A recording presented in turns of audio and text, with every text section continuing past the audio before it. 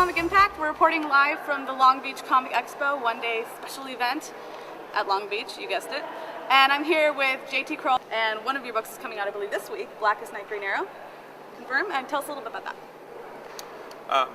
Blackest Green Arrow is essentially, again, shooting off of the main book. As in the main series, you found out that there are several characters that have been resurrected in the past with DC, in the DC universe, and it's all about how they were allowed to come back because of Necron. He is all part of his greater plan, and so he kind of flips the switch in him, and they're almost like sleeper agents, and so he flips the switch, and now they're fighting for the Black Lantern. So ours obviously focuses on a Green Arrow and has to do with kind of honing in on what's going on with him during this whole ordeal, and with the people around him like Black Canary and Connor Hawke and Speedy, because in the big book, Jeff's doing an amazing job in cramming so much in there, but we're kind of happy to have this opportunity to kind of pull back and just kind of zero in the focus. It's like, okay, this is what's happening, and this is how the characters are kind of dealing with what's going on in this little corner of it. So it ties into the main story in that respect. Is just kind of expanding on what's going on, and also providing a great opportunity to just really zero in on Green Arrow and just kind of explore Ollie and everything he's about, and all the relationships in his life. So.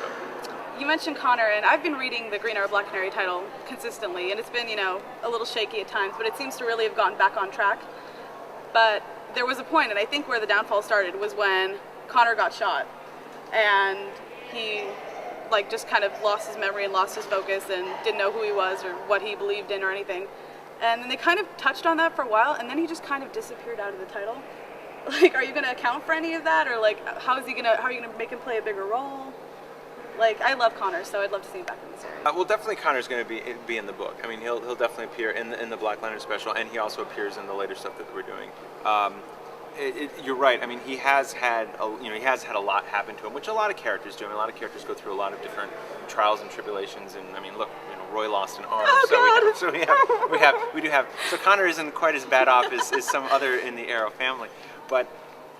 But we are trying, especially with the Black Lantern Green Arrow special, is because it's about the relationship. So we are trying to kind of, isolate, the types of relationships that Ollie has with Black Canary and with Connor Hawke, and to kind of touch upon that and kind of figure out where they are and where they're going to be going. So you're definitely going to see Connor Hawke in the Black Lantern special, and you're definitely going to see Connor Hawke in the Rise and Fall special coming up.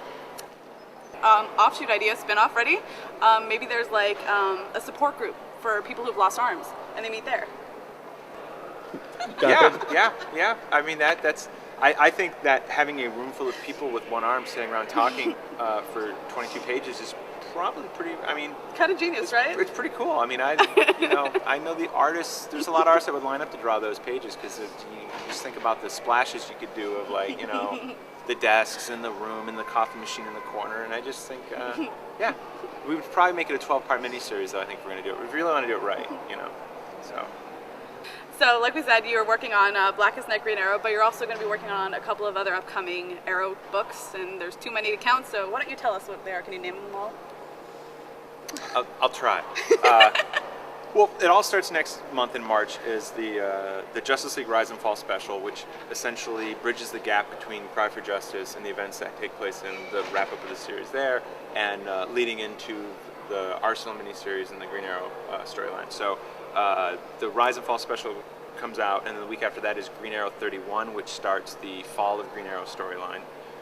That runs through issues 31 and 32, and then the week after Green Arrow 31, we have the first issue of Justice League: The Rise of Arsenal, which is a 4-issue miniseries. So, and they're all 30-page issues too for the Arsenal story. That's awesome. Yeah. Can you tell us a little bit about the artists that are going to be on this book and what we can look forward to? Yeah, the artist for the Arsenal miniseries is Geraldo Borges, and he's doing a great job. It's a kind of, I mean, as you can imagine with what's happening with Roy right now, it's a darker story. I don't know if he's going to be beef hunking it out. He's not going to the beach. He's not going to the tanning salon right now. He's got other things on his mind. But he's shirtless in the cover for issue 2. With a lot of the series that are kind of hinting at Roy's condition and hinting where he's going, we have seen a really strong reaction from Donna Troy, who was previously involved with Roy. Is that kind of where you're hoping to go with the story? Is Is it going to be one of those things where you almost lose someone and you get shocked into realizing how much you care, and maybe that pairing will hook up again because I really liked them. So let's see. So you want to know what happens in the story? I want to know everything. Probably not going to answer what happens in the story.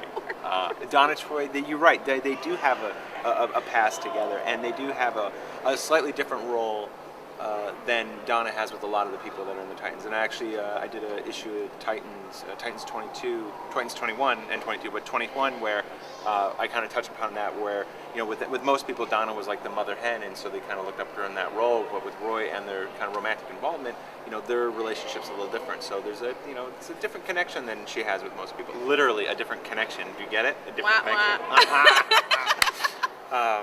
We're gonna edit that out. Cheeseball. Right? So yeah, I mean, but as far as what happens in the end of Arsenal, I would absolutely not say it. And for the crazy toy fans out there, I'm wondering, is there going to be an armless Roy coming out anytime?